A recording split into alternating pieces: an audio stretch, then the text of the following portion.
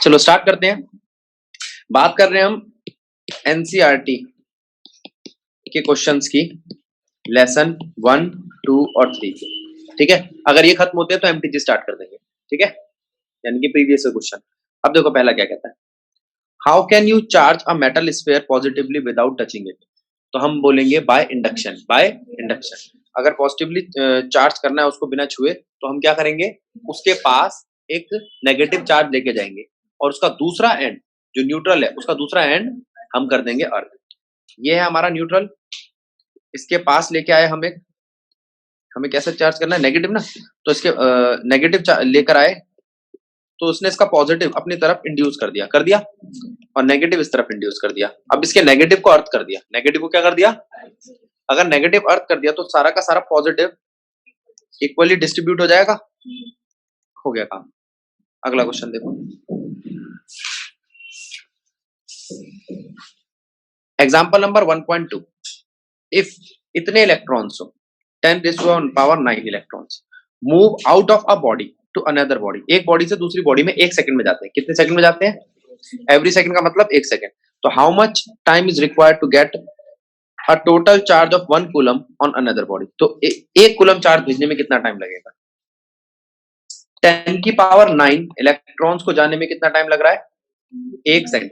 तो आप जानते हो कि 10⁹ का मतलब कितना है, चार्ज कितना है, ये चार्ज होता है एन ई। एन तो आपको 10⁹ दे दिया, ई कितना है,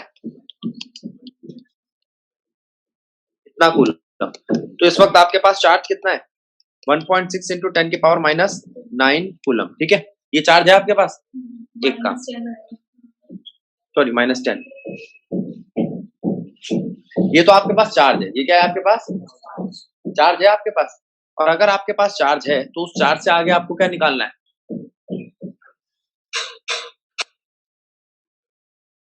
अब यहाँ पे चार्ज कितना आपका 1.6 इंटू 10⁻⁹ कूलम। ठीक है, अब कोई आपसे पूछे कि 1.6 इंटू 10⁻⁻10 कूलम को मूव कराने में कितना टाइम लगता है, तो आप बोलोगे 1 सेकंड। कितना टाइम लगता है, तो 1 कूलम को मूव कराने में कितना टाइम लगेगा, 1/1.6 इंटू 10⁻⁻10। ठीक है, 10⁻⁻10 को ऊपर ले जाना, 10⁻+10 बन जाएंगे, ये 1/1 ठीक है। अगर इस 10 को एक 10 को मैं इधर भेज दूं तो एक पावर कम हो जाएगी, कर दो कम। ठीक है, ठीक है, तो 10 को अगर इससे डिवाइड करोगे तो कितना आएगा, 6.25। ये कैलकुलेशन तो नहीं मांगोगे ना मेरे से। तो 1 सेकंड में 1 कूलम चार्ज को मूव कराने के लिए इतने सेकंड चाहिए, कितने सेकंड चाहिए, 6.25 इंटू 10⁹ सेकंड। बात ठीक है या गलत है, बात समझ में आई। कुछ क्वांटिटीज याद रखो आप, एक ये क्या है, ये ई है, ई का मतलब 1 क्वांटम। ये चार्ज हो सकता है इलेक्ट्रॉन का या प्रोटॉन का, नेगेटिव हुआ तो इलेक्ट्रॉन का, पॉजिटिव हुआ तो प्रोटॉन का। ये बात याद रहेगी। इस क्वेश्चन में सिर्फ इसकी बात करिए, अगर कभी इसकी बात आ जाए तो ये भी आपको इस कंसंट्रेशन को भी याद रखना है, ये इतनी होती है। क्या, कुछ भी एंटिटीज मतलब इलेक्ट्रॉन, प्रोटॉन, न्यूट्रॉन, ऐसी कोई भी चीज हो सकती है। ये एक मोल है, क्या है ये एक, अब इधर आ जाओ। How much positive and negative charge is there in 1 cup of water. 1 cup पानी में कितने नेगेटिव चार्ज है और कितने पॉजिटिव चार्ज है। 1 कप पानी में कितने नेगेटिव चार्ज और कितने पॉजिटिव चार्ज है। तो पहले हम पानी समझ ले क्या होता है, इसका आंसर देखो। H2O का मतलब है जिसका Z हो 2 हाइड्रोजन और 1 ऑक्सीजन। तुम जानते हो हाइड्रोजन का 1 एटॉमिक नंबर होता है, तो 2 हाइड्रोजन का 2 एटॉमिक नंबर हो जाएगा, और ऑक्सीजन का 8। तो कितने हुए टोटल, तो Z मिल गया। और अगर मैं आपसे पूछूं Z क्या होता है, तो वो नंबर ऑफ इलेक्ट्रॉन और नंबर ऑफ प्रोटॉन के बराबर है। नंबर ऑफ इलेक्ट्रॉन कितने इसमें, नंबर ऑफ प्रोटॉन के बराबर, और वो कितने हैं, 10। और यहाँ नंबर ऑफ न्यूट्रॉन भी पूछता कोई तो वो होता A-Z। क्या होता वो, ठीक, खत्म कहानी। अब ये तो हुई पानी की बात, किसकी बात हुई, अब बात को समझो। अब कोई आपसे बोले कि 1 कप का क्या करें, तो यहाँ पर एनसीईआरटी ने 1 कप को कितना माना है, 250 ग्राम। कितना माना है, 250 ग्राम। खत्म कहानी। अच्छा, अब अगर मैं आपसे कहूं मोल कंसेप्ट के हिसाब से, तो 18 ग्राम का मतलब 1 मोल होता है, तो 250 ग्राम में कितने मोल होंगे? ये तो मोल है। 1 मोल में कितने एटम होते हैं?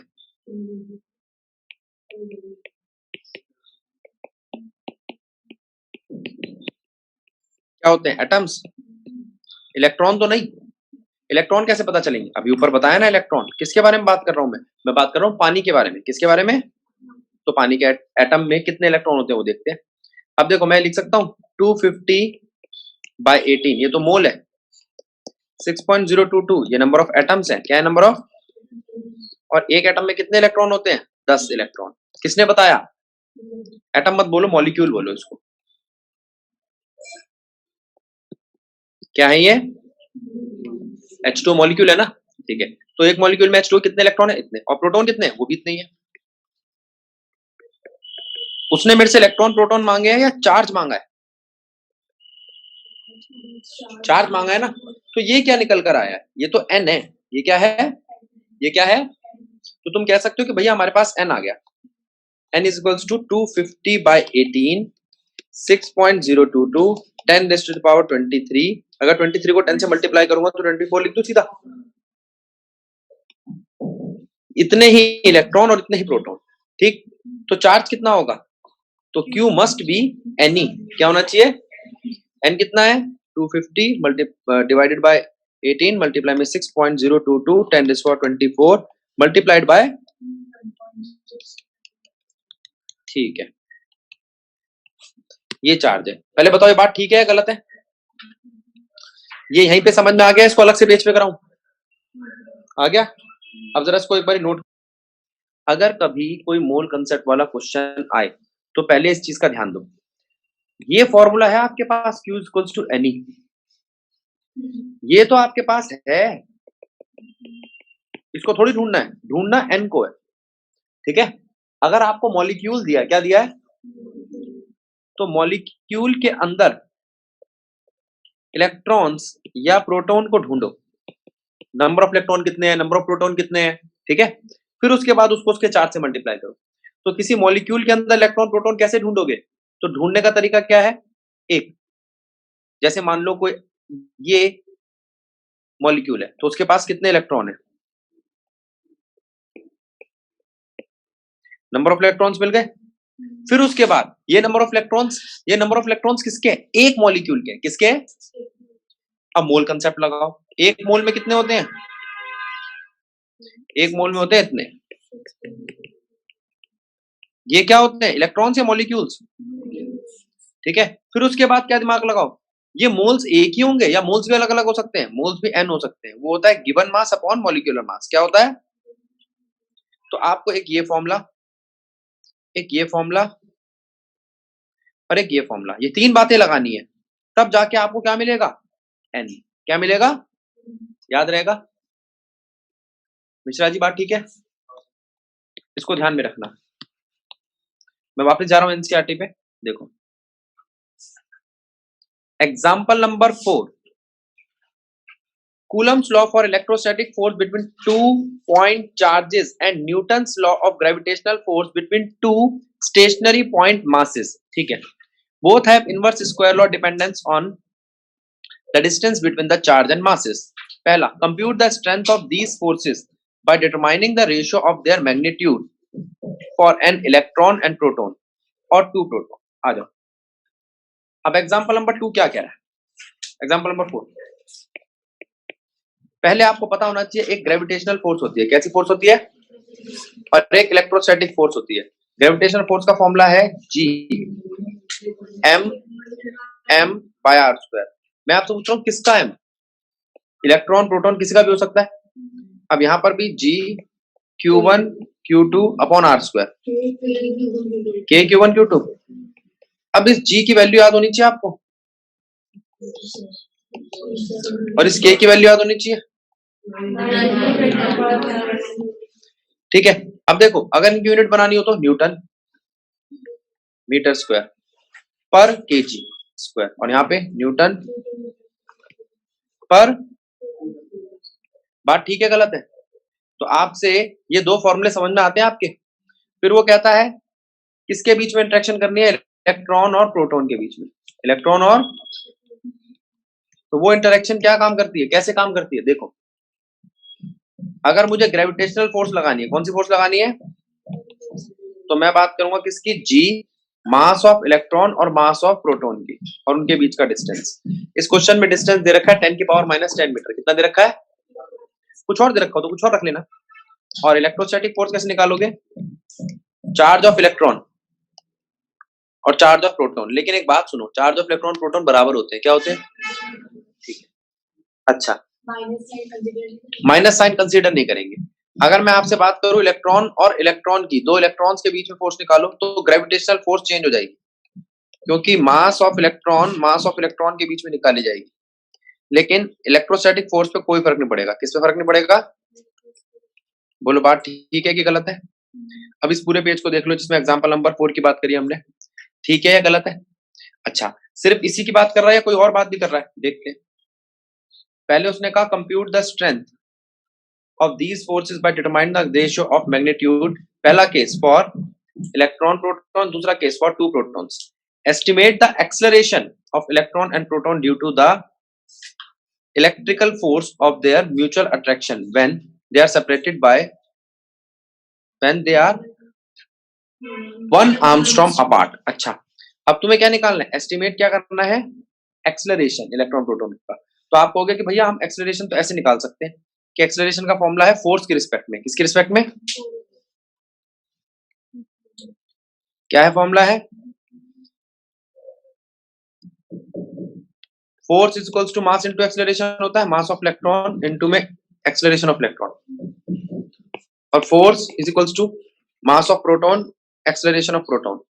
तो आप कह सकते हो कि भैया एक्सेलरेशन ऑफ इलेक्ट्रॉन जो होगा वो होगा force divided by mass of electron, और एक्सेलरेशन ऑफ प्रोटॉन क्या होगा, force divided by mass of, तो जिसका मास ज्यादा उसका एक्सेलरेशन कम। ये बात ठीक है गलत है, तो आप ये कह सकते हो एक्सेलरेशन का एक इनवर्स रिलेशन है मास के साथ।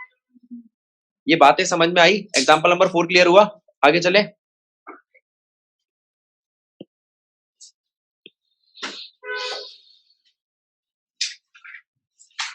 एग्जांपल नंबर 5, एग्जांपल नंबर 5 क्या कहता है, फिर ये वही बात कर रहा है, एक चार्ज पार्टिकल है, ठीक है, देखो क्या कहता है, a charged metallic sphere A is suspended by a nylon thread, ठीक है, another charged metallic sphere B held by a insulating handle, ठीक है, close to A such that the distance between their center is 10 cm, उनके बीच में दूरी कितनी हो, 10 centimetre, जैसा कि फिगर में दिखा रखा है। The resulting repulsion of A is noted, ठीक है, sphere B and A are touched, एक दूसरे को टच किया by uncharged sphere C and D, ठीक है, इनके बीच में अभी क्या है, एक रिपल्शन है, दिखाई दे रहा है, यहाँ पर चार्ज है इस पे, हाँ, यहाँ पर इस पे चार्ज है, हाँ, ठीक है। अब इनके बीच में फोर्स क्या बनेगी, इनके बीच में जो फोर्स बनेगी वो ये बनेगी,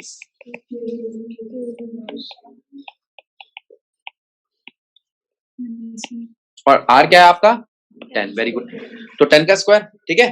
अब वो कह रहा है काम करो आप ना ए को सी से टच करो, किससे टच करो, ए को सी से टच करो और बी को डी से टच करो, तो क्या होगा, अब ए का चार्ज आधा हो जाएगा, क्योंकि वो आधा सी के पास चला जाएगा, किसके पास चला जाएगा, बी का भी चार्ज आधा हो जाएगा, क्योंकि वो आधा डी के पास चला जाएगा, किसके पास।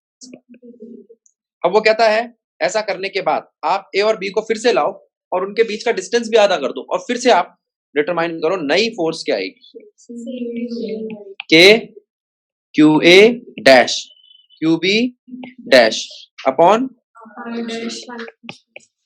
तो के तो ठीक है, ये कितना है, और ये,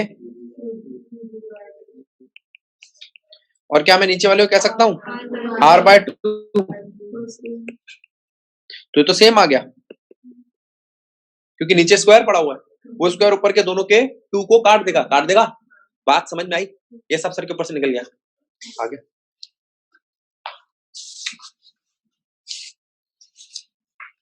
क्वेश्चन नंबर 6 क्या कहता है, पहले बताओ मेरे को, अब सारे बच्चे ध्यान देंगे, कहता है यहाँ पे 3 चार्जेस है, एक ए पॉइंट पे रखा है, एक बी पॉइंट पे रखा है, एक सी पॉइंट पे रखा है। तीनों का मैग्नीट्यूड क्यू है, तीनों का मैग्नीट्यूड क्या है, यानी कि सेम है। और वो बीच में रखे एक बड़े क्यू पर फोर्स लगा रहे हैं। किस पे फोर्स लगा रहे हैं, कैपिटल क्यू पे, ठीक है। अब एक फोर्स लगा रहा है बी क्यू पे, एक फोर्स लगा रहा है सी क्यू पे, और एक फोर्स लगा रहा है ए क्यू पे। और जो क्यू है वो बिल्कुल सेंटर पे रखा हुआ है, सेंट्रॉइड भी कह सकते हो आप इसको। क्यों, क्योंकि ये एक इक्विलेटरल ट्रायंगल है, तीनों की साइडें इक्वल है। याद रहेगा, ठीक है। अब वो कहता है पता लगाओ कितनी फोर्स लगनी चाहिए। अब जरा हम इस क्वेश्चन को खोलते हैं। पहले आप देखो एग्जांपल नंबर 6 की फिगर। देखो ये फिगर है आपकी,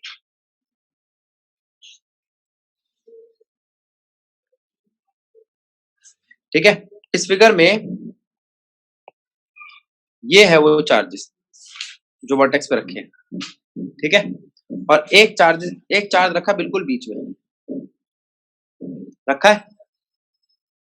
अब एक इससे फोर्स लग रही है इस पे, एक इससे फोर्स लग रही है इस पे, और एक इससे फोर्स लग रही है इस पे, ठीक है। जो बीच में चार्ज रखा है वो है कैपिटल क्यू। जो यहाँ चार्जेस रखे हैं वो है क्यू, क्यू और क्यू। आप नाम देना चाहो तो उसको Q A, Q B, Q C दे सकते हो, लेकिन मैग्नीट्यूड में और डायरेक्शन में तीनों की तीनों बराबर है, ठीक है। खत्म कहानी, ठीक है। इनके बीच के जो डिस्टेंस है वो एल है। तो आप चाहो तो कह सकते हो कि ये डिस्टेंस भी इक्वल होंगे। हाँ होंगे, बिल्कुल होंगे। इक्विलेटरल ट्रायंगल है तो सेंट्रॉइड से सारे डिस्टेंस क्या होंगे। पहले बताओ ये बात ठीक है या गलत, ठीक है। अब मैं जिस चीज को उठाऊंगा जरा उस पर ध्यान देना। मैं उठा रहा हूं सिर्फ इनकी फोर्सेस को। अब ऊपर वाली फिगर को देखो, नीचे वाली फिगर को देखो। आप ए से जी पे एक फोर्स लग रही है, ए से जी पे एक फोर्स लग रही है। वो फोर्स क्या है, F1। एफ ए जी भी बोल सकते हो आप, उसको जो मर्जी बोल लो, मैंने F1 बोल दिया। बी से जी पे एक फोर्स लग रही है F2, और ऐसे ही सी से जी पे एक फोर्स लग रही है F3। ठीक है, गलत है? पहले इन बातों को समझो। ये F3, ये F1, ये F2, ये फोर्सेस समझ में आई? ठीक, पक्का? अच्छा, अब मैं आपसे कहूं ये F1, F2, F3 क्या है, तो आप कहोगे भैया F1 फिर वही K Q1 Q2 upon R square. अच्छा, F2 K Q1 Q2 upon और F3। तो क्या तुम्हें ये तीनों एक जैसे लग रही है फोर्सेस, एक जैसी? और अगर एक जैसी लग रही है तो क्या मैं इनका सीधा साधा नाम ये रख दूं F? जब तीनों फोर्सेस बराबर हैं तो तीनों का नाम F ही दे देते हैं ना, टेंशन खत्म। क्यों दिमाग लगाएं, बात सही है। अगर ये तीनों फोर्सेस को मैंने नाम F दे दिया तो मैं ये कह सकता हूं कि अब इनका एक और हिसाब किताब बनाओ। F1, अब जो जिसको तुम दो कहोगे मैं उन दोनों को ले लूंगा। बताओ किसको, किन दो को लूं? 1 और 3 को। F1 और F3 को ले लो। अब F1 को देखो, ये F1 है, ये F3 है इनके बीच की रिजल्टेंट F13। तो F13 क्या है, अंडर रूट ऑफ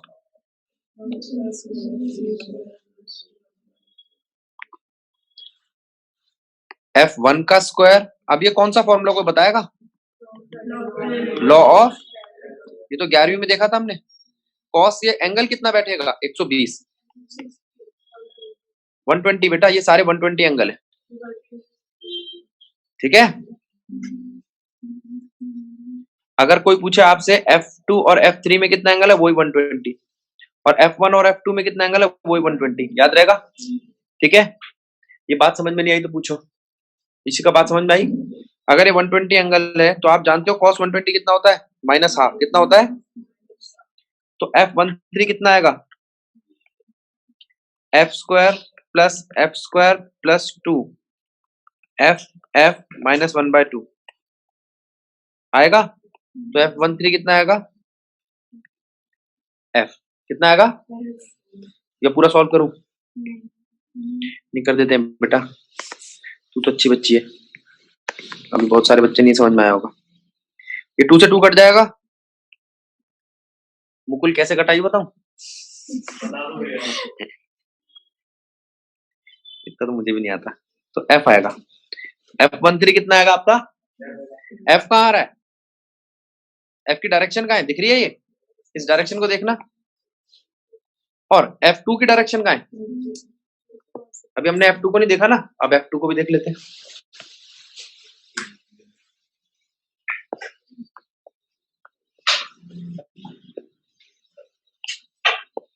देखो F12 की डायरेक्शन और F2 की डायरेक्शन उल्टी है, तो F नेट कितना आएगा?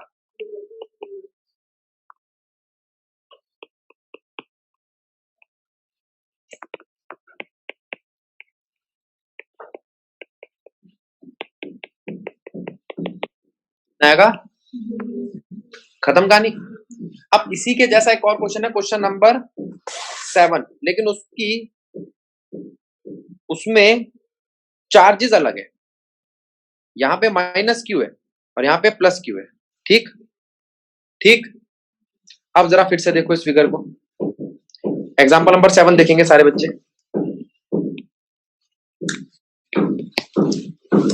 एग्जाम्पल नंबर 7 में क्या हो रहा है?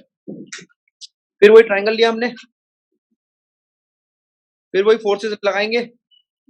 अब किस सेंटर पे नहीं निकालना, किसी एक पे निकालना है। जैसे इस पे निकाल लो, इस पे निकाल लो या इस पे निकाल लो। चार्जेस देखो आप, Q1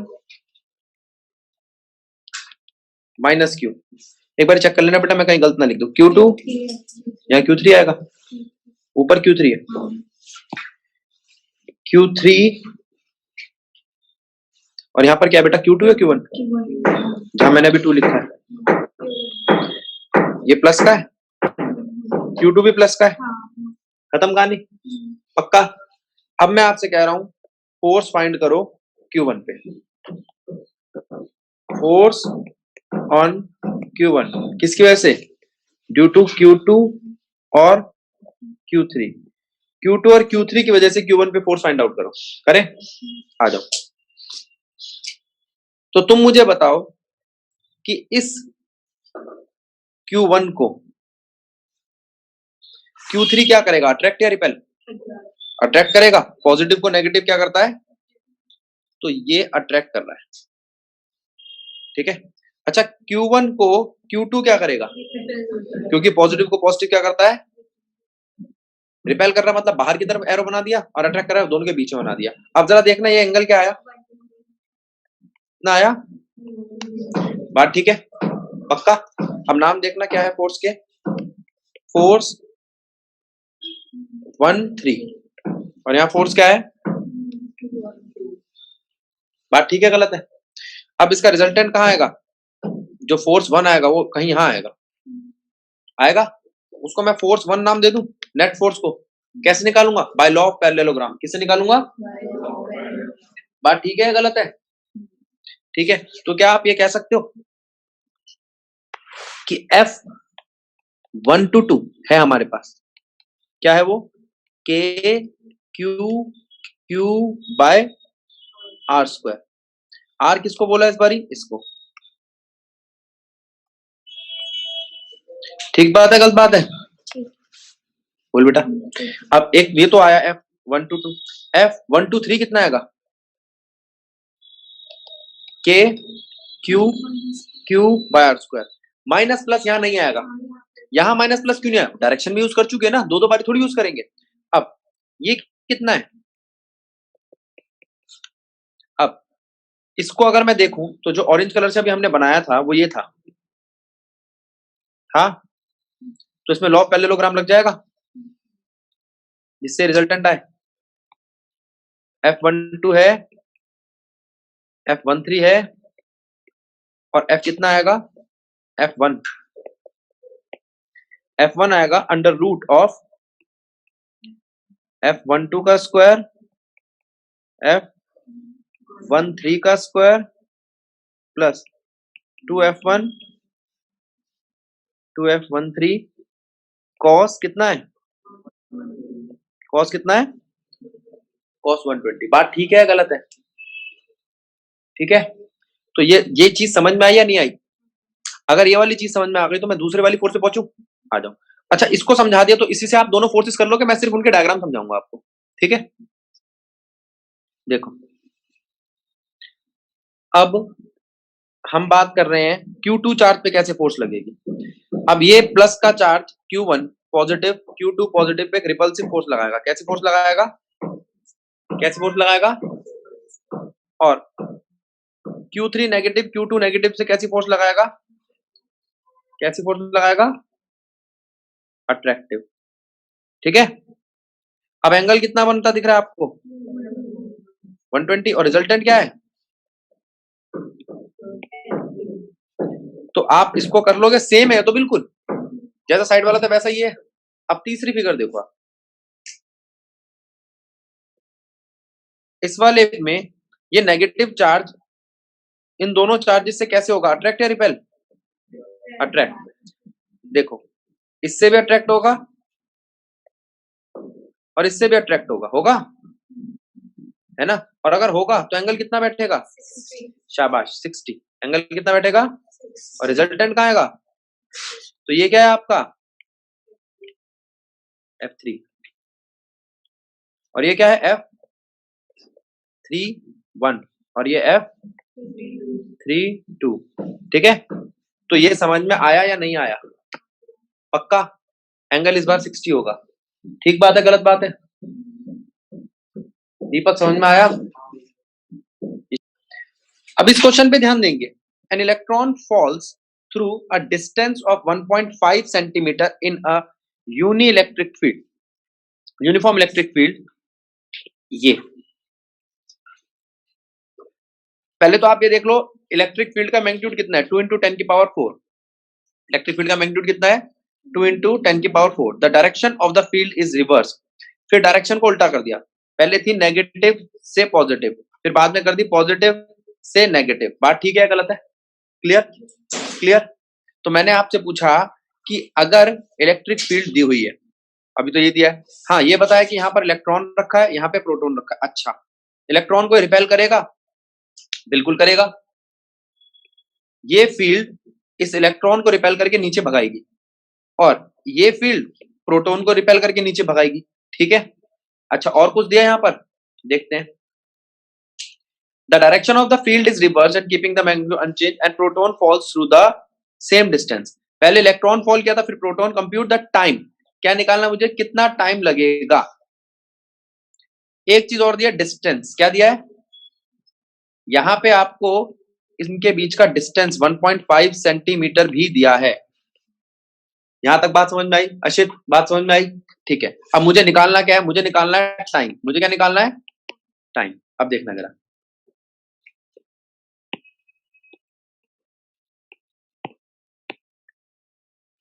टाइम निकालना है, डिस्टेंस दिया है और एक्सेलरेशन भी दिया है। एक्सेलरेशन कहां से आएगा? एक्सेलरेशन आएगा फोर्स से। एक्सेलरेशन कहां से आएगा? कहां से आएगा? अब आपको कुछ चीजें करनी है, जरा ध्यान देना। फॉल का मतलब क्या है कि इनिशियल वेलोसिटी कितनी है। फॉल का मतलब क्या है, इनिशियल वेलोसिटी कितनी है। अगर इसकी इनिशियल वेलोसिटी 0 है, अगर इसकी इनिशियल वेलोसिटी 0 है और मेरे पास डिस्प्लेसमेंट है, मेरे पास एक्सेलरेशन है, मुझे टाइम निकालना है, तो क्या मैं फॉर्मूला लगा सकता हूं? क्योंकि u तो 0 है तो s क्या आ गया सीधा सीधा। अब कोई आपसे पूछे इस वक्त a क्या है, क्या आप जानते हो? f होता है QE और f होता है MA भी। तो a क्या हो गया? QE बाय, एक इलेक्ट्रॉन के लिए, एक इलेक्ट्रॉन के लिए आपका चार्ज कितना होता है, और एक इलेक्ट्रॉन के लिए मास कितना होता है?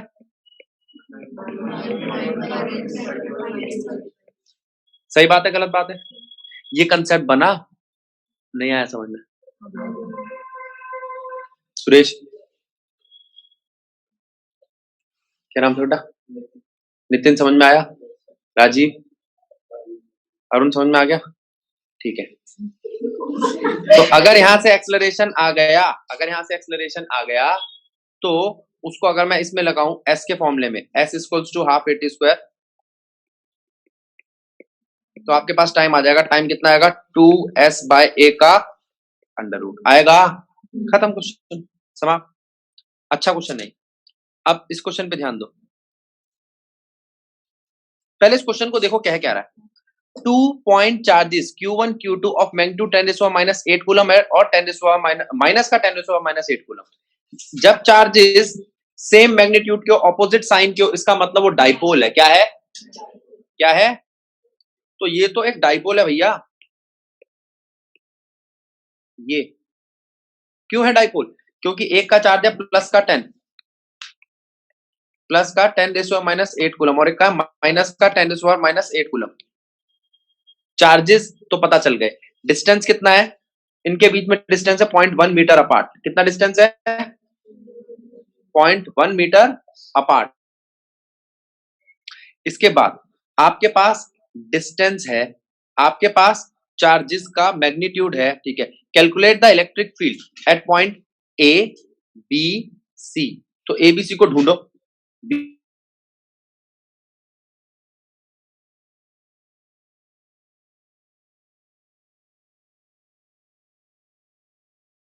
पॉइंट पे आप क्या करोगे?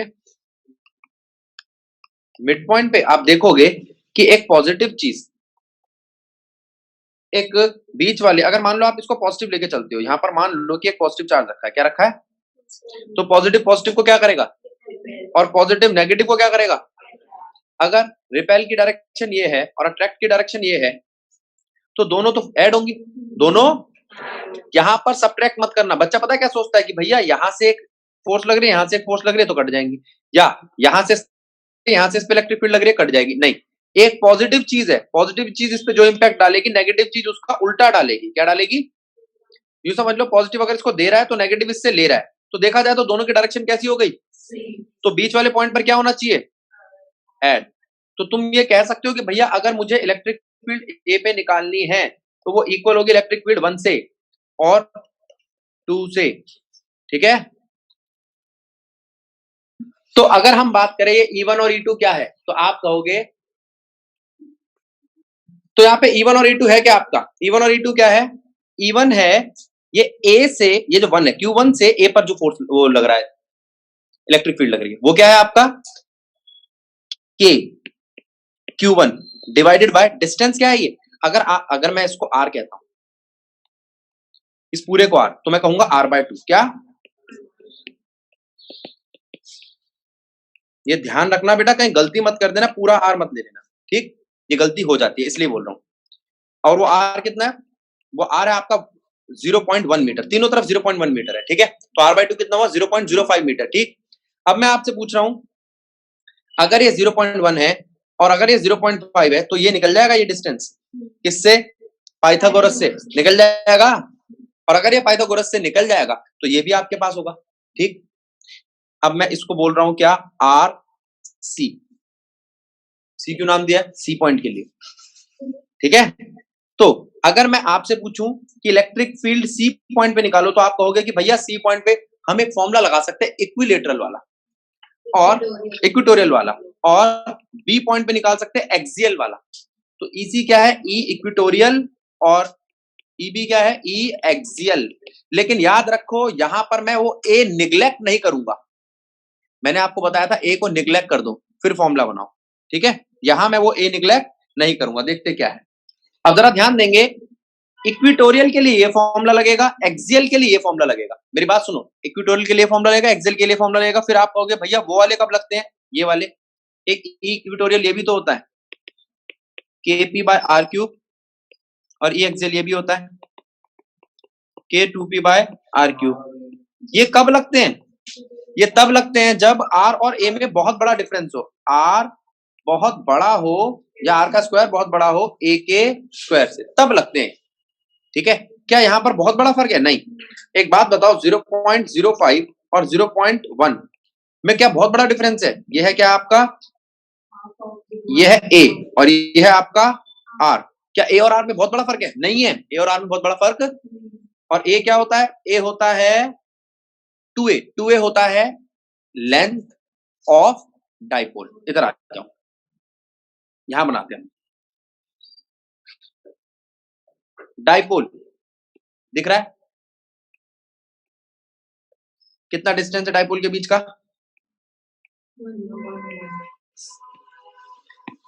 2a। कितना डिफरेंस है? डिस्टेंस है 2a। सेंटर से सारी कैलकुलेशन की जाती है। कहां से? सेंटर। कहां तक? एक्सियल पोजीशन में यहां तक, इक्वेटोरियल पोजीशन में यहां तक। ये क्या है? आर और ये क्या है? आर। बात ठीक है गलत है? तो यहां पे ये है एक्सियल पोजीशन। कैसी पोजीशन? और ये इक्वेटोरियल पोजीशन। खत्म। चलो, अब यहां पर ये वाला क्वेश्चन दिखाया। अब एक और क्वेश्चन ले रहा हूं, जरा उस पर देखो। हो गया क्वेश्चन? कहां गया? ये रहा। इस क्वेश्चन में अब ए कितना है? अब ए कितना है देखते हैं कितना है ये। 5 mm का भी आधा, 2.5 mm को मैं ऐसे लिख सकता हूं 10⁻⁻1 सेंटीमीटर। ये आर है 15 सेंटीमीटर। अब बताओ 2.5 इंटू 10⁻⁻1 को मैं लिख सकता हूं 0.25 सेंटीमीटर। 0.25 सेंटीमीटर और 15 सेंटीमीटर में फर्क है, बहुत फर्क है। ठीक है, करीब 60 गुना का फर्क दिखाई दे रहा है मेरे को। तो मैं कह सकता हूं अब आर बहुत बड़ा है ए से, तो आर का स्क्वायर या आर का क्यूब काफी बड़ा होगा ए के स्क्वायर और ए के क्यूब, है ना? स्क्वायर को कंपेयर करना होता है। वैसे बात ठीक है गलत? दीपक, अगर मैं तेरे से पूछूं इन दोनों में क्या डिफरेंस है, तो तू कहेगा भैया बड़ा डिफरेंस है। तो अब एक्सियल कैसे निकाला जाएगा? 2p बाय आर क्यूब के 2p बाय, और इक्वेटोरियल कैसे निकाला जाएगा? kp by. बात ठीक है या गलत है? आगे बढ़ सकते हैं? बोलो, क्लियर? चले आगे। मुकुल, ठीक है, तो इसमें और कुछ तो है ही नहीं, सब बाकी सब कुछ गिवन है इस क्वेश्चन में।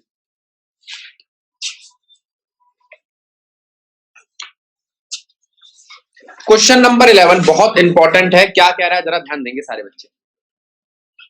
कहता है, पहले आप ये समझ लो कि इलेक्ट्रिक फील्ड कंपोनेंट, एक मिनट देखो, electric field component in figure 1.27 is this. X पे है, वाई पे नहीं है, जेड पे नहीं है, तो इलेक्ट्रिक फील्ड सिर्फ एक्स एक्सिस पे। कौन से एक्सिस पे है? तो आप कह सकते हो कि भैया इलेक्ट्रिक फील्ड तो सिर्फ इधर है, एक्स एक्सिस पे। तो मैं किन प्लेन्स को कंसीडर करूंगा जो एक्स एक्सिस से परपेंडिकुलर होंगे? एक्स एक्सिस से, देखना जरा, क्या ये एक्स एक्सिस से परपेंडिकुलर है? क्या ये एक्स एक्सिस से परपेंडिकुलर है? तो यही दो प्लेन कंसीडर किए जाएंगे, बाकी प्लेन कंसीडर नहीं किए जाएंगे फ्लक्स के लिए। किसके लिए? ठीक है। फिर उसके बाद वो कहता है कि भैया इसको ना, अच्छा दो दो प्लेन है तो मैंने दो प्लेनों के नाम दे दिए, क्या? लेफ्ट और राइट। बात ठीक है या गलत है? अब कोई आपसे पूछे ये जो लेफ्ट वाला इसका फ्लक्स कैसे निकालोगे, राइट वाला जो उसका फ्लक्स कैसे निकालेंगे, बाद में बताएंगे, पहले एरिया देखिए। ए स्क्वायर, ये बात ठीक है। इस ये ऐसा क्यूब है जिसकी हर साइड ए है, एक ऐसा क्यूब जिसकी हर साइड ए है। बात ठीक है या गलत है? ठीक है। अब यहां पर ए स्क्वायर, यहां पे ए स्क्वायर, बात ठीक, खत्म कहानी। अच्छा, अब क्या करें? अब हमने कहा कि भैया एक चीज समझो, ये ओरिजिन है, ये रहा, यहां पे आपकी तीनों चीजें जीरो है। अब देखो ये ओरिजिन है 0 0 0, ठीक है, एक्स भी जीरो, वाई भी जीरो, जेड भी जीरो। बात ठीक है गलत है? अब यहां से लेके यहां तक का डिस्टेंस कितना है? ए। और यहां से लेके इस पॉइंट तक का डिस्टेंस कितना है? ए। तो ए और ए कितना हो गया? 2a। बिल्कुल सही। तो राइट तक डिस्टेंस है 2a और लेफ्ट तक डिस्टेंस है a। ठीक है, ये इसके ओरिजिन से डिस्टेंस है। क्लियर? मेरे पास दोनों के डिस्टेंस है, अब सारी चीजें हैं। अच्छा, अब उसने खुद ही कह दिया वाई पे इलेक्ट्रिक फील्ड नहीं है, जेड पे इलेक्ट्रिक फील्ड नहीं है, वाई और जेड पे इलेक्ट्रिक फील्ड नहीं है, तो मैं उनके कंपोनेंट्स भी नहीं लूंगा, तो मुझे दो ही फ्लक्स निकालने हैं। वैसे एक क्यूब में कितनी साइड्स होती है? 6। कितनी होती है? अच्छा, अगर यहाँ पर EX और EY और EZ दिया होता तो मेरे को उनके भी निकालने होते ना फ्लक्स। अब फ्लक्स किस फॉर्म में दिया है और इलेक्ट्रिक फील्ड किस फॉर्म में दिया, जरा ध्यान दो। इलेक्ट्रिक फील्ड दिए इस फॉर्म में, उसमें अल्फा दिया हुआ है आपको, क्या दिया हुआ है? अच्छा, और फॉर्मूला है अल्फा x की पावर हाफ। अब जरा ध्यान देना, अगर मुझे EX निकालना है, क्या निकालना है? तो EX में मैं एक E लूंगा, E लेफ्ट, और एक लूंगा E राइट। लेफ्ट का फॉर्मूला देखो आप, अल्फा x की पावर हाफ। अब बताओ लेफ्ट के लिए x कितना है? A। लेफ्ट के लिए x कितना है? और यहाँ पे अल्फा, अब यहाँ के लिए x कितना है? अल्फा की वैल्यू कितनी है? 800। A की वैल्यू कितनी है? देखो कितनी है A की वैल्यू? 0.1। तो क्या आपके पास आ जाएगा EL और E लेफ्ट और E राइट आ जाएगा? अगर आ जाएगा तो काम खत्म। हमने इलेक्ट्रिक फील्ड लेफ्ट साइड पे निकाल ली, हमने इलेक्ट्रिक फील्ड राइट साइड पे निकाल ली। बात ठीक है गलत है? बात ठीक है गलत है? ठीक है। तो जब हमारे पास दो इलेक्ट्रिक फील्ड्स आ गई, तो यहां से लेफ्ट के लिए फ्लक्स कितना आएगा? फ्लक्स लेफ्ट के लिए क्या होगा? उसकी इलेक्ट्रिक फील्ड मल्टीप्लाई में उसका एरिया। अब कोई कहेगा भैया यहां तो cos थीटा भी आना चाहिए, है ना? cos थीटा क्यों नहीं आया? क्योंकि ये पहले से परपेंडिकुलर है। परपेंडिकुलर का मतलब थीटा कितना है? यहां पर हमारे दिमाग में आएगा कि ये जो फेस है ये तो नॉर्मल है। कैसे है ये? परपेंडिकुलर है। लेकिन आपको ध्यान रखना है कि एरिया का जो नॉर्मल है और जो इलेक्ट्रिक फील्ड है उनके बीच में एंगल क्या है? एरिया का जो नॉर्मल है और इलेक्ट्रिक फील्ड के बीच का एंगल क्या है? 0। तो यहां पर क्या आ जाएगा? EL मल्टीप्लाई में एरिया मल्टीप्लाई में cos 0 डिग्री। ठीक है, एक में 0 आएगा और एक में 180। लेफ्ट वाले में 180 आएगा, लेफ्ट में 180 आएगा, राइट में 0। अब जरा ध्यान दो, जो फ्लक्स लेफ्ट का है वो कितना आएगा? EL कितना है जो सॉल्व करके आया? Alpha A raise to the power half. Area कितना है? A square. cos 180 कितना है? -1। खत्म कहानी। यहां से फ्लक्स लेफ्ट का आ जाएगा। दूसरी बात, राइट का फ्लक्स कितना आएगा? अल्फा 2A की पावर हाफ A स्क्वायर, और cos 120 कितना है? 1। तो यहां से सॉल्व हो जाएगा ये। टोटल फ्लक्स कितना आएगा?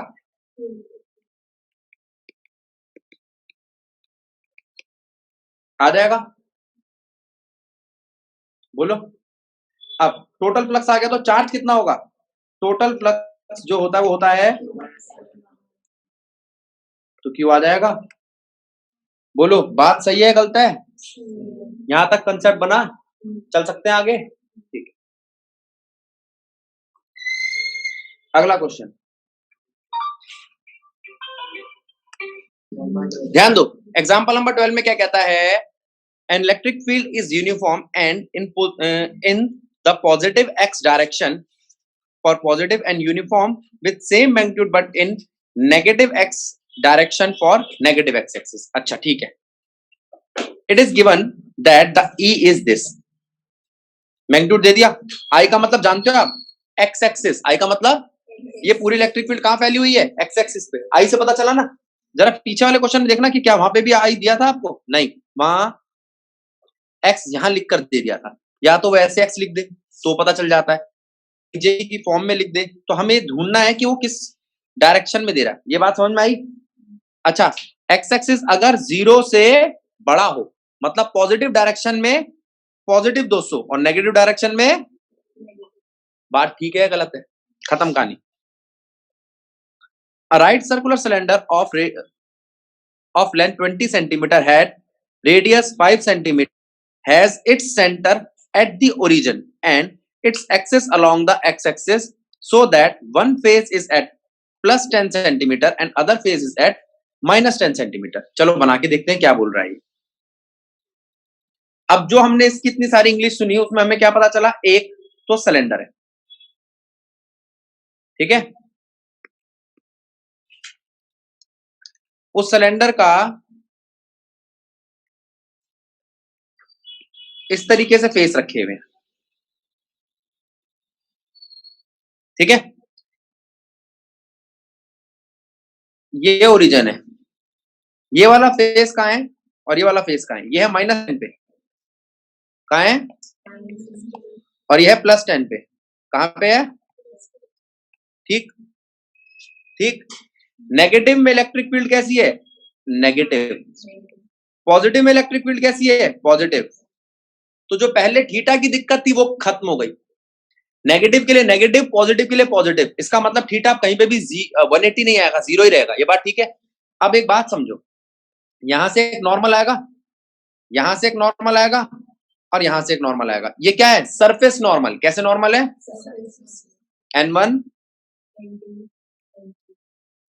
ये सरफेस नॉर्मल है, कोई दिक्कत, बात क्लियर है या नहीं, सरफेस नॉर्मल दिख रहे हैं या नहीं। तो सरफेस नॉर्मल के हिसाब से अगर कोई आपसे पूछे इसमें ये इलेक्ट्रिक फील्ड है, तो बताओ इस सरफेस के लिए इलेक्ट्रिक फील्ड और नॉर्मल के बीच में क्या एंगल है, इस सरफेस के लिए इलेक्ट्रिक फील्ड और नॉर्मल में क्या एंगल है, और इसके लिए, तो इसमें अगर मैं cos 0 की बात करूं तो क्या आएगा, और इसमें cos 0 क्या आएगा, और इसमें cos 90 क्या आएगा। फ्लक्स क्या होता है, E S cos थीटा। तो अगर मैं आपसे पूछूं इसमें फ्लक्स है φ1, इसमें फ्लक्स क्या है, साइड्स पे है φ2 और इस पे है φ3, और अगर ऐसा है तो φ1 कितना आएगा, E S, φ3 कितना आएगा, E S, φ2 कितना आएगा, टोटल फाई कितना आएगा, S कितना है आपका, बात ठीक है गलत है, S कितना है आपका, अच्छा फ्लक्स आ गया। अगर फ्लक्स आ गया तो क्या मैं इस टोटल फ्लक्स से चार्ज भी निकाल सकता हूं, क्या, अब यहां से अगर चार्ज आ जाएगा तो काम बन जाएगा।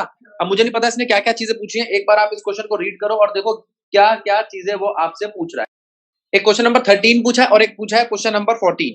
क्वेश्चन नंबर 13 क्या कह रहा है, suppose the sphere A and be in exercise, last वाले क्वेश्चन में, हैव आइडेंटिकल साइज। मान लो उनका साइज आइडेंटिकल है, चलो जी मान लिया आइडेंटिकल साइज है, आइडेंटिकल मतलब एक जैसा, ये ए है ये बी है, ठीक है, तो एक जैसे साइज के हैं, और इनको एक और सी से जोड़ा जाता है, ठीक है, उसका साइज भी आइडेंटिकल है, सी का साइज भी। एक बार मैं सी को टच करता हूं ए के साथ तो क्या होगा, टच करते ही अपना आधा चार्ज छोड़ देगा, कितना चार्ज छोड़ देगा, ठीक है। बात सुनो, जैसे ही मैंने इसको टच किया, पहले चार्ज कितना कितना बढ़ता हुआ था, पहले था इसका 6.5 10 की पावर माइनस। तो देखो इस क्वेश्चन नंबर 13 में हमने किया क्या, हमने ए जिसका चार्ज था 6.5 इंटू 10 की पावर -7 उसको टच किया सी के साथ, सी का चार्ज कितना था 0, और दोनों में चार्ज आधा आधा बढ़ गया, कितना कितना बढ़ गया, तो ए का चार्ज कितना है 6.5 इंटू 10 की पावर -7 डिवाइड बाय 2, और सी का चार्ज कितना है 6.5 इंटू 10 की पावर -7 डिवाइड बाय 2। अब फिर इस वाले चार्ज को जिसका चार्ज था उसको ले आके टच कर दिया, किससे, बी से, किससे टच कर दिया। अब फिर दोबारा इनका चार्ज देखा टोटल कितना है, इस बार सी 0 नहीं है, इस बार सी 0, तो इस बार सी का कुछ चार्ज है, उस चार्ज को लो और इस चार्ज को लो और टोटल कर दो, टोटल कितना आया 3/2 ऑफ 6.5 इंटू 10 की पावर -7, ठीक है। आप इसको ये भी कह सकते हो 3/2 ऑफ क्यू, है ना, जो क्यू चार्ज था। एक बात, दूसरी बात, अब इसको आधा आधा कर दो तो 3/4 हो जाएगा, विक्रम बात ठीक है। अगर ऐसा होगा तो नया बी का चार्ज कितना आया, नया ए का चार्ज कितना आया, वो ये रहा, नया बी का चार्ज है 3/4 टाइम्स ऑफ पुराना बी, नया ए का चार्ज है हाफ ऑफ पुराना बी, तो अब नई फोर्स कितनी हो जाएगी, के मल्टीप्लाई में के ए डैश के बी डैश। आप चाहो तो इसको और आगे सॉल्व कर सकते हो, क्या करूंगा मैं इसको, हाफ क्यू ए और 3/4 Q B by R square, गलत है बोलो। और अगर ठीक है तो आप इसको कह सकते हो जो अब नया एफ आया है वो है 3/8 टाइम्स ऑफ पुराना f, मान लो पुराना f था 10, तो ये कितना हो जाएगा 30/8। बात ठीक है कि गलत? यहां तक काम चल जाएगा। अब इस क्वेश्चन को देखो, कहता है क्वेश्चन नंबर 14, फिगर 1.33 शो करती है 3 इलेक्ट्रॉन्स का ट्रैक। कौन से इलेक्ट्रॉन है भाई? ये रहे 3 चार्ज पार्टिकल्स का ट्रैक, 1 2 3। ये तीनों चले और चल के एक इधर मुड़ गया, दूसरा भी इधर मुड़ गया, तो दोनों के दोनों नेगेटिव है क्योंकि पॉजिटिव की तरफ जा रहे हैं। पॉजिटिव की तरफ जाने वाले चार्जेस कैसे होते हैं? एक इधर मुड़ गया, ये तीसरा है, ठीक है, तो ये पॉजिटिव हुआ क्योंकि नेगेटिव की तरफ मुड़ गया। एक बात तो पता चल गई। दूसरा काम कहता है which particle has highest charge to mass ratio. Charge to mass ratio की बात करिए, किसकी बात करिए? तो वो कह रहा है चार्ज टू मास रेशियो के लिए ना मुझे एक्सेलरेशन निकालना पड़ेगा। क्यों? क्योंकि चार्ज टू मास रेशियो जो इसको Q/m लिख रहे हैं हम, वो इसमें आता है A इज इक्वल्स टू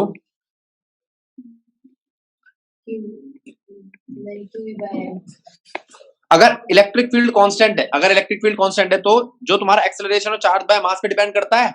आ जाओ अब जरा इस फॉर्मूले को देखना बेटा, क्या लिखा है? कई फॉर्मूला पढ़ा है, S = UT + ½ AT स्क्वायर। अभी थोड़ी देर पहले बताया था अगर U आपका 0 हो, U आपका इनिशियली 0 लेके चलूं तो S क्या बन जाएगा? हाफ। क्या मैं A की जगह लिख सकता हूं QE/m t स्क्वायर? हाँ, तो डिस्प्लेसमेंट किस पे डिपेंड कर रहा है? Q/m। तो जिसका डिस्प्लेसमेंट ज्यादा होगा, यानी कि तीनों चार्जेस में से जो ज्यादा मुड़ा होगा, जिसका y ज्यादा होगा, क्या ज्यादा होगा? उसका चार्ज बाय मास रेशियो भी ज्यादा होगा। चार्ज बाय मास रेशियो, और उसने ये मांगी थी हमसे चार्ज बाय मास, ना उसने अलग से चार्ज मांगा था कितना चार्ज होगा, ना उसने अलग से मास मांगा था। तो यहां पर वो कह रहा है जो सी है ना, ये जो तीसरा है, ये ज्यादा मुड़ा है, इसलिए इसका ज्यादा होगा, ठीक है। लेकिन इस फिगर को अगर आप ढंग से देखोगे तो कुछ नहीं पता चल रहा है, फिगर ही खराब है। लेकिन जवाब 3 है तो हमने बोल दिया कि 3 ज्यादा मुड़ा है, ठीक है। पेपर में अलग आया तो छोड़ देना। अब ध्यान दो, इंपॉर्टेंट बात बताई बेटा तेरे को सबसे ज्यादा। अब क्वेश्चन नंबर 17 क्या कहता है? Carefully measurement of the electric field at the surface of a black box indicate that the net outward flux through the surface of the box is this. Net outward flux कितना है? What is the net charge inside the box? Charge कितना होगा? Flux का formula जानते हैं हम, flux is equals to Q/ε0। तो Q पता चल जाएगा कितना होगा। If the net outward flux through the surface of box were 0, could you conclude that there is no charge inside the box? नहीं, ऐसा हो सकता है दो फेसेस पे उल्टा चार्ज, दो एक दूसरे को कैंसिल कर रहा हो। क्या कर रहा हो? कैंसिल कर रहा हो। तो अंदर चार्ज तो है लेकिन उल्टा और कैंसिल कर रहा है, इसलिए बाहर फ्लक्स नहीं आ रहा। बाहर फ्लक्स, वो कह रहा है ऐसा पॉसिबल है कि किसी चीज के अंदर चार्ज ना हो तो बाहर फ्लक्स भी नहीं होगा, क्योंकि चार्ज और फ्लक्स का रिलेशन है। लेकिन ये भी तो हो सकता है कि अंदर ऐसा चार्ज हो जो एक दूसरे को कैंसिल कर। 18वां क्वेश्चन भी पूछा है बेटा। 18वां क्वेश्चन देखो, कहता है आपको एक ब्लू कलर का एक स्क्वायर दिया है। ये पहले एनसीईआरटी क्वेश्चन देख लेते हैं। इस स्क्वायर में, ये जो ब्लू कलर का स्क्वायर दे रखा है, इसके ऊपर 5 सेंटीमीटर की हाइट पे एक चार्ज प्लेस किया गया, ठीक है। पता लगाओ इस स्क्वायर शीट पे इस चार्ज से फ्लक्स कितना आएगा।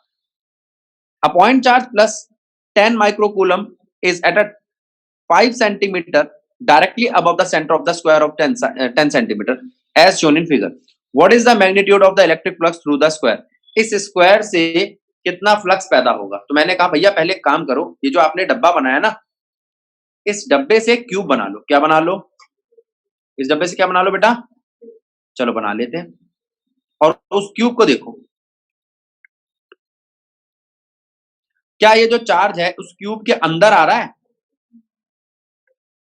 और अगर आ रहा है चार्ज, अगर किसी सरफेस या गॉसियन सरफेस के अंदर एनक्लोज्ड हो, तो मैं क्या गॉस थ्योरम का फॉर्मूला लगा सकता हूं? क्या है गॉस थ्योरम का formula? phi is equals to Q/ε0, ठीक है। यहां पर ऐसे कितने फेस है? ये नीले फेस जैसे कितने फेस हैं? 6 पर तो Q/ε0 आएगा, तो एक पर कितना आएगा? ठीक है। उसने हमसे क्या मांगा है? उसने हमें चार्ज दिया है, उसने हमसे मांगा क्या है? फ्लक्स। तो फ्लक्स कितना आ जाएगा? आ जाएगा 1/6 इंटू 10 की पावर 10 इंटू 10 की पावर -10, सॉरी 10 की पावर -6, माइक्रो को खोला है मैंने। ε0 कितना होता है? 8.85 इंटू 10 की पावर माइनस, हो जाएगा, फ्लक्स आ जाएगा, खत्म कर। क्यूब बनाने की जरूरत क्यों पड़ी? क्योंकि किसी चार्ज को अगर हम सरफेस के अंदर एनक्लोज करेंगे तो ही गॉस थ्योरम लगा सकते हैं। ठीक है, अच्छा कभी ऐसा क्वेश्चन आ जाए आपको, जरा देखना, तो फिर लगाएंगे हम उस पे ओपन सरफेस का फॉर्मूला, गॉसियन थ्योरम नहीं लगाएंगे। ठीक है, ओपन सरफेस का फॉर्मूला जानते हो ना, एरिया वाला, electric field into area into cos theta, वो वाला लगाएंगे। डिपेंड करता है। अब देखो पहले इसको देखो, ये क्या है, ये एक फिगर दिखाई दे रही है आपको, क्यूब है, और क्या क्वेश्चन आ सकते हैं क्यूब के?